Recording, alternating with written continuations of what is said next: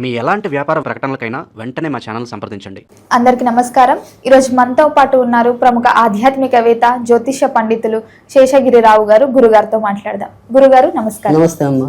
గురుగారు, ఈ నవంబర్ మాసంలో వృషభ రాశికి ఎలా ఉండబోతుందంటారు? వృషభ రాశి వాళ్ళకి ఈ నెల అంతా కూడా ఎక్కువ శాతం ఈరిక్కు కూడా మంచి ఫలితాలు ఉన్నాయని చెప్పచ్చు.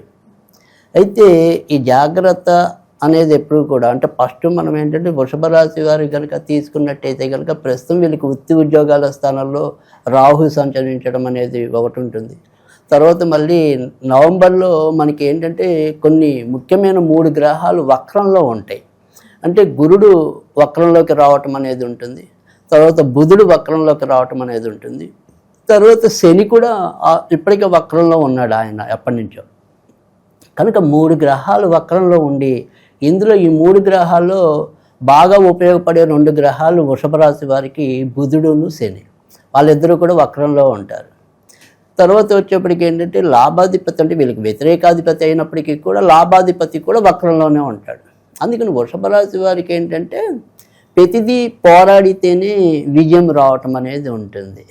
తర్వాత అంటే సపోజ్ మనకి ఈ నెల ఖచ్చితంగా పదోన్నతి కల్పిస్తామంటారు, కానీ చివరి నిమిషంలో ఎక్కడొక్కడ చిన్న ఒక లిటికేషన్ అనేది ఉంటుంది. సో దాన్ని మళ్ళీ వీళ్ళు క్లియర్ చేసుకుంటే తప్ప మళ్ళీ ముందుకెళ్ళలేము. అలా ప్రతి దాంట్లో కూడా ఫస్ట్ ఏదో రకమైన అంతరాయం అనేది ఏర్పడుతూ ఉంటుంది. ఆ అంతరాయం వల్ల కొద్దిగా వీళ్ళు డిస్టర్బ్ అవుతారు, కానీ పోరాడితే ఖచ్చితంగా గెలుస్తారు వీళ్ళు. సో అలా గెలవడానికి వీలైన అనువైన స్థితి అయితే కనుక ప్రస్తుతం వృషభ రాశి వారికి అయితే ఉంది. ఒకటే వాళ్ళు గుర్తుంచుకోవాలి, మనం కొద్దిగా ఫైట్ చేయాలి. అది మైండ్లో ఉంటే గెలిచేసినట్టే. విద్యార్థులకు ఎలా ఉండబోతుంది? తప్పకుండా. ఎందుకంటే వృషభ రాశి వాళ్ళకి ఇప్పుడు పంచమాధిపతి మనం నీచంలో ఉన్నాడు, వీళ్ళకి చతుర్థాధిపతి. అంటే ఏదైతే హై స్కూల్ లెవెల్ చదువు ఉంటుందో, ఈ హై స్కూల్ లోపు చదివే వాళ్ళకంటే 10th లోపు అనుకోండి, ఈ 10th లోపు విద్యార్థులకైతే కనుక కొద్దిగా మందగోడిగానే వెళ్ళటం అనేది, తర్వాత రెండు రకాల ఆలోచనలు అనేది ఒకటి. తర్వాత ఎప్పుడైతే మళ్ళీ శుక్రుడు వీళ్ళకి 6వ ఇంట్లోకి వస్తాడు నవంబర్ మధ్యలో, సో వచ్చినప్పటి నుంచి ఇంకా యావిగేషన్స్ పెరుగుతాయి. అంటే ఇప్పటికీ ఇవాళ మనం చూస్తాం చిన్నపిల్లలకే మొబైల్ ఫోన్లతో ఆడుకోవటం అనేది. సో అది మరి ముఖ్యంగా 7th నుంచి 10th క్లాస్ మధ్య ఉన్న పిల్లల మధ్య ఇంకా దీని ప్రభావం అనేది మరింత ఎక్కువ పడడానికి ఉంటుంది.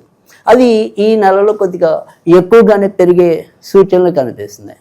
కనుక ఖచ్చితంగా విద్యార్థులు అలాంటి ఏవైనా సరే అదర్ యాక్టివిటీస్లో, అంటే ఈ మొబైల్స్ ఉండొచ్చు, కొంతమందికి అంతసేపు రోడ్డు మీద ఆటల మీద ఉండొచ్చు, లేదా అదే పనిగా సినిమాలు చూస్తూ ఉండొచ్చు. సో దానివల్ల వీళ్ళు సరిగ్గా ఏకాగ్రత పెట్టకపోవటం అనేది అయితే ఈ నెలలో ఎక్కువ ఉంటుంది. ఉద్యోగం అంటే ఇప్పుడు మనకి ఈ తర్వాత ఇప్పుడు ఉద్యోగం ఎవరైతే ఉన్నారో వాళ్ళకి కొద్దిగా లేట్ అయినా కానీ ఖచ్చితంగా ఉద్యోగాలు రావటం అనేది అయితే ఉంటుంది. సో ఇందాక మనం చెప్పుకున్న వీళ్ళకి ఏదైతే ఉపయోగపడే గ్రహం శని, ఆయనే వీళ్ళకి ఉద్యోగాల కారకుడు, తర్వాత లాభాలకి సంబంధించిన వాడు భాగ్యాధిపతి, లాభాలకు సంబంధించిన వాడు గురుడు. వీళ్ళు వక్రంలో ఉన్నారని చెప్పాను. అందుకని 1-2 ప్రయత్నాల్లో అంటే నాకు పరీక్షలో నేను నగ్గలేదు అనుకోకుండా 1కి 2 సార్లు రాయండి అంటే నిరాశ వద్దు, నిస్పృహ వద్దు. 1-2 ప్రయత్నాలు ఖచ్చితంగా ఓడిపోయినా గ్యారంటీగా విజయం ఉంది. సో అందుకని భయాన్ని పక్కన పెట్టండి, లేదా నిరాశని పక్కన పెట్టండి. తప్పకుండా విజయం పొందే ఛాన్సులు అయితే ఎక్కువ ఉంటాయి. అది కూడా ముఖ్యంగా నవంబర్ 2వ వారం నుంచి చాలా మంచి అవకాశాలు లభించడం అనేది ఉంటుంది. పెళ్లి కానీ వాళ్ళకి పెళ్లి యోగం ఉంటుందా గురూజీ? తప్పకుండా. ఈ నవంబర్లోకి వచ్చేప్పటికి ఏంటంటే సప్తమంలోనే ప్రస్తుతం కుజుడు సంచరించడం, అంటే వివాహ స్థానంలోనే కుజుడు వీళ్ళకి నెలలో సంచరించడం. నవంబర్ అంతా కూడా కుజుడు సప్తమ స్థానంలోనే ఉంటాడు. కనుక ఖచ్చితంగా వివాహ ప్రయత్నాలు ఎవరైతే చేస్తున్నారో వాళ్ళు గెలుపొందే అవకాశాలు ఎక్కువగా కనిపిస్తున్నాయి. మరి ఏదైనప్పటికీ కూడా కొద్దిగా నోరు తీపి చేసుకునే పరిస్థితే ఎక్కువగానే ఉంటుంది. అన్ని విధాల్లో కూడా మంచి అనుకూలత అనేది అయితే కనుక వివాహపరంగా మాత్రం ఏర్పడుతుంది. కనుక ఎవరైనా సరే అంటే ఏమంటామంటే ఇందాక మనం ఒకటి ఫస్ట్ వీళ్ళు అండర్లైన్ చేసుకోవాల్సింది ఏంటంటే కొద్దిగా పోరాడాలి అనేది. ఓకే, ఇప్పుడు సంబంధాలు అవంతలు అవే వస్తాయిలేండి, మేము చూస్తాంలేండి అనుకుంటే కాదు. ఖచ్చితంగా మీ అమ్మాయికో మీ అబ్బాయికో మీరు పెళ్లి చేయాలనుకుంటున్నారు. ఆ చేయాలనుకున్నప్పుడు ఖచ్చితంగా ఇది మంచి తరుణం, కొద్దిగా ప్రయత్నించండి. ఖచ్చితంగా మీరు గెలుస్తారు, పెళ్ళిళ్ళు అవుతాయి, సో పప్పన్నాలు పెడతారు. సో అందుకని అలసత్వం వద్దు, ఖచ్చితంగా ప్రయత్నం చేయండి, సానుకూలం అవుతుంది, కళ్యాణ యోగం ఉంటుంది. పెళ్ళైన వాళ్ళు తర్వాత కుటుంబ పరిస్థితుల పరంగా చూసుకున్నప్పుడు అంటే మీ భావన నాకు అర్థమైంది. ఏదైనప్పటికీ అంటే సరే పెళ్ళి అవ్వాల్సిన వాళ్ళు పెళ్ళి అవుతుందని మీరు చెప్పారు, సరే మరి ఆల్రెడీ పెళ్ళైన వాళ్ళు ఎలా ఉంటారు, వాళ్ళు ఏమైనా కొట్టుకు వస్తారా, బాగానే ఉంటారా అనేది మీ ఉద్దేశం. సో అందుకని ఇక్కడ ఏంటంటే పెళ్ళి అయిన వాళ్ళకి కూడా ఎక్కువ శాతం అయితే కనుక పర్వాలా, అంటే తాత్కాలికంగా తాటాకు మంటల కోపాలు వచ్చినప్పటికీ కూడా మళ్ళీ వెంటనే చల్లారిపోతాయి. అందుకని అంత డిస్టర్బెన్స్ వచ్చే అవకాశాలు రేర్. అంటే ఏదైనా మరీ వాళ్ళ వ్యక్తిగత జాతకం మరీ బలహీనంగా ఏదైనా పీరియడ్ ఉంటే తప్ప, ఇప్పుడున్న గోచారంలో అయితే కనుక భార్యాభర్తల మధ్య తాత్కాలికమైన విరోధాలే తప్ప శాశ్వతంగా నష్టం కలిగించే పరిస్థితులు అయితే ఉండవు. కనుక వాళ్ళు కూడా గుండె మీద చేసుకోవచ్చు. విదేశీ యోగం ఉందంటారా? విదేశాలకి వెళ్ళడానికి అయితే కనుక ఖచ్చితంగా అంటే ఇటు పెళ్ళైన వాళ్ళకి పెళ్లి కాని వాళ్ళు ఎవరికైనప్పటికీ కూడా ఏదైనా సరే ఉద్యోగం అనేది ఉద్యోగరీత్యా వెళ్ళాలనుకున్న వాళ్ళకి సాధ్యమవుతుంది, లేదు విద్యార్థులు వెళ్ళాలనుకున్నప్పటికీ కూడా సాధ్యమవుతుంది. అంతేకాకుండా ఏదైతే ఈ రాజ్యస్థానంలో అంటే ఉద్యోగ స్థానంలో ప్రస్తుతం రాహు సంచరిస్తున్నాడు కనుక వృషభ రాశి వాళ్ళకి విదేశాలకు వెళ్ళాలనే కోరిక ఉంటే కొద్దిగా ప్రయత్నిస్తే వెళ్ళగలరు. అంటే కొత్తగా వెళ్ళాలనుకున్న వాళ్ళకి కూడా సానుకూలత ఉంది, అక్కడ ఉన్న వాళ్ళకి కూడా ఉద్యోగ అవకాశాలు మెరుగుపడతాయి. సో అది నవంబర్ 2వ వారం నుంచి అక్కడ ఉన్న వాళ్ళకి కూడా అవకాశాలు మెరుగుపడతాయి. అందుకని విదేశీ అనే దృష్టిలో చూస్తే కనుక అందరికీ బాగుంది. అంటే అటు విద్యార్థులకు బాగుంది, ఆల్రెడీ అక్కడ ఉన్న వాళ్ళకి బాగుంది, కొత్తగా వెళ్ళాలనుకునే వాళ్ళకి కూడా బాగుంది. కనుక వాళ్ళకి కూడా మంచి పరిస్థితులు ఉంటాయి విదేశాలకు వెళ్ళాలనుకునే వాళ్ళకి. ఈ సినీ రంగాల వారికి ఎలా ఉండబోతుంది అంటారు? సినీ రంగం వారికి అయితే కనుక ఖచ్చితంగా మిశ్రమ ఫలితాలే కనిపిస్తున్నాయి. సో అవకాశాలు నోటి దాకా వచ్చినట్టే వచ్చి ఏదో విధంగా మళ్ళీ పక్కకి వెళ్ళిపోవటం, కొంత ఆలస్యం అవటం, ఆ రకంగా మటుకు ఎక్కువ శాతం అయితే ఉన్నాయి. బట్ అదేంటంటే ఎక్కువ శాతం హోల్డ్, అంటే అది అటు పడుతుందో తెలియదు, ఇటు పడుతుందో తెలియదు. మనకేంటంటే ఆ పని అవుతుందా అవదా అనేది అలా డైల్మా, సందేహాత్మక స్థితి అనేది ఎక్కువగా ఉంటుంది. నవంబర్ 22వ తారీఖు నుంచి అంచెలంచెలుగా కొద్దిగా అనుకూలమైన పవనాలు వీచటం అనేది అయితే ఉంటాయి. కనుక నవంబర్ 22 నుంచి పర్వాలేదు, కొద్దిగా మంచి అవకాశాలు లభించడం అనేది అయితే ఉంటుంది.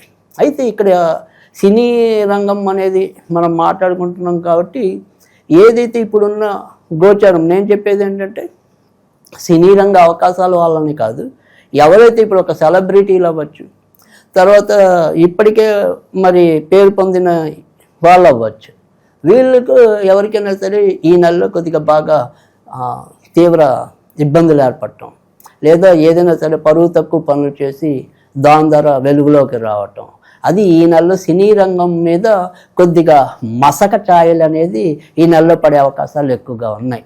ఎందుకంటే తర్వాత ఇప్పుడు కుజుడు కలయిక అనేది, కుజ శుక్రులు, తర్వాత మళ్ళీ బుధ కుజులు, వీళ్ళందరూ ఇలా కలవటం అనేది ఉంటుంది, రవి శుక్రులు. సో దీనివల్ల అది మంచి కలయికలు కావు. సో ఈ మంచి కలయికలు కాకపోవటం వల్ల అది సినిమా పరిశ్రమ మీద అంటే లేదా కళారంగం మీద పడే అవకాశాలు ఎక్కువ ఉంటాయి. సో అందుకని కళారంగంలో ఉన్న వారికి కూడా మనం ప్రయత్నించి వ్యక్తిగతంగా కాదు కానీ సామూహికంగా చూసినప్పుడు లేదా సామాజిక కోణంలో చూసినప్పుడు మాత్రం కొద్దిగా ఏదో రకమైన ఇబ్బందులు అయితే పెరిగే అవకాశాలు ఎక్కువగా కనిపిస్తున్నాయి. గృహయోగం ఉందంటారా గురూజీ ఈ రాశి వారికి? తప్పకుండా గృహ యోగం అనేది చూసుకున్నప్పుడు వీళ్ళకి గృహాధిపతి మనకి నవంబరు, అంటే ఏదైనా సరే వీళ్ళు చేయాలి అనుకున్నప్పటికీ నవంబర్ 17వ తారీఖు తర్వాత నుంచి రవి మారటం అనేది ఉంటుంది. అప్పటిదాకా నీచంలో ఉంటాడు. సో నవంబర్ 17 తర్వాత గురుడు మన ఏదైనా సరే ఇంటికి సంబంధించిన గృహానికి సంబంధించిన కార్యక్రమాలు ఏదైనా మొదలెడితే శ్రీకారం చుడితే ఖచ్చితంగా వెలుగు అంటే ముందుకి పయనించడం అనేది ఒకటి. లేదు ఇప్పటికే కొంతమంది సగం మొదలెట్టి ఏదో ఒక కారణాలతో అవి ఆగిపోతూ ఉంటాయి, అది శంకుస్థాపనకే పరిమితం అవుతుంది తప్ప మొత్తం ఇంటి నిర్మాణానికి దాటిన పరిస్థితులు కూడా కొంతమంది జాతకాల్లో ఉంటాయి. సో అలా చూసుకున్నప్పుడు ఏంటంటే ఖచ్చితంగా నవంబర్ 17వ తారీఖు తర్వాత నుంచి వాళ్ళ పనులు కూడా కొంతవరకు ముందుకెళ్లే పరిస్థితి ఎక్కువగా కనిపిస్తుంది. కనుక గృహయోగం విషయంలో మాత్రం ముందు కొద్దిగా ఇబ్బంది అయితే ఉంది, కానీ తర్వాత మంచిగానే ఉంది. ఓకే గురుగారు, వీళ్ళకి కలిసి వచ్చే డేట్స్ ఏమై అంటారు? వీళ్ళకి నవంబర్ నెలలోకి వచ్చేప్పటికి ఏంటంటే 5వ తారీఖు మంచిది, తర్వాత 8వ తారీఖు మంచిది, 9వ తారీఖు మంచిది, 12వ తారీఖు మంచిది, 14వ తారీఖు మంచిది, 15వ తారీఖు మంచిది, తర్వాత 26వ తారీఖు మంచిది, 27వ తారీఖు మంచిది. ఇంకా కలిసి రావాలంటే ఏ దైవాన్ని ప్రార్థించమంటారు? ఈ నెల అంతా కూడా వీళ్ళు ఎక్కువగా ఆంజనేయ స్వామిని పూజించడం వల్ల వీరికి చక్కటి మంచి ఫలితాలు ఉండటం అనేది అయితే ఉంటుంది కనుక శక్తి వంచన లేకుండా ఆంజనేయుని పూజించుకోవటం ఒకటి. తర్వాత కుదిరితే శనివారాలు అప్పుడప్పుడు ఆంజనేయ స్వామి గుళ్ళోకి వెళ్ళి 19 ప్రదక్షిణాలు చేసినట్టయితే కనుక మంచి ఫలితాలు రావటం అనేది అయితే ఉంటుంది.